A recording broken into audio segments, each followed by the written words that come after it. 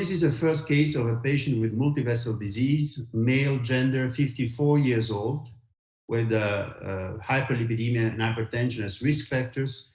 This patient presented in January 2021 with an inferior ST elevation myocardial infarction that was promptly treated with primary PCI of the left circumflex. Now the point is to evaluate or treat possibly residual stenosis in the other vessels. This is the angiogram at the admission of the patient at the time of the primary PCI. You see on the left the occlusion of the circ, on the right the final angiographic result after the implantation of 2 drug-eluting stents. The patient comes back 2 days later in the cath lab in order to evaluate invasively the functional significance of a mid-LAD lesion and mid-RCA lesion. This is the intermediate stenosis of the mid-right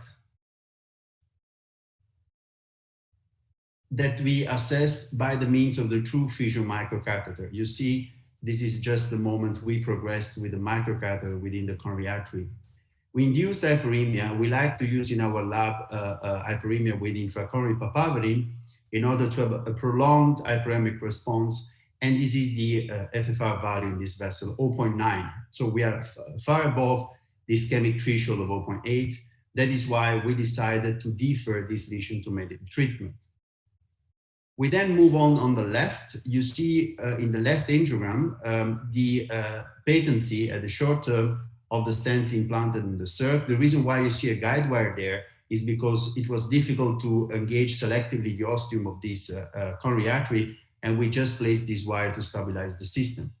Now the issue is this sequential stenosis in the mid-LAD that you see on the angiogram to the right. We assess these lesions by the means of TruePhysio microcatheter.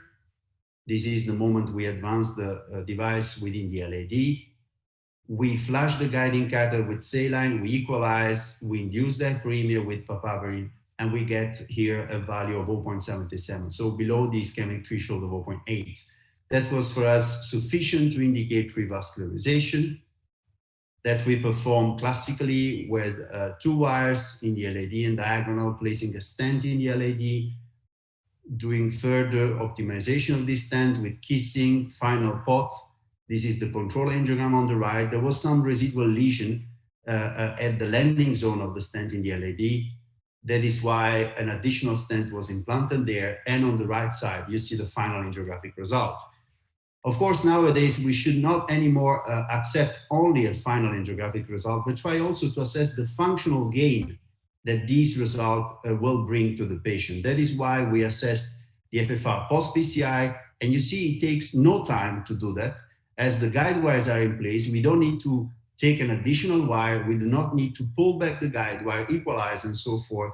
So all we have to do is to take the microcatheter, the TruePhysio, and advance it over the wire to the LAD, flush the catheter, give the hyperemic stimulus, in this case papaverine, and we went up to 0.88. So we decided to accept this result, also because when we performed the pullback, we did not see any residual step-up gradient. So testifying that this residual hyperemic gradient was to be attributed to a diffuse disease in the vessel that we would not improve by implanting another focal stent.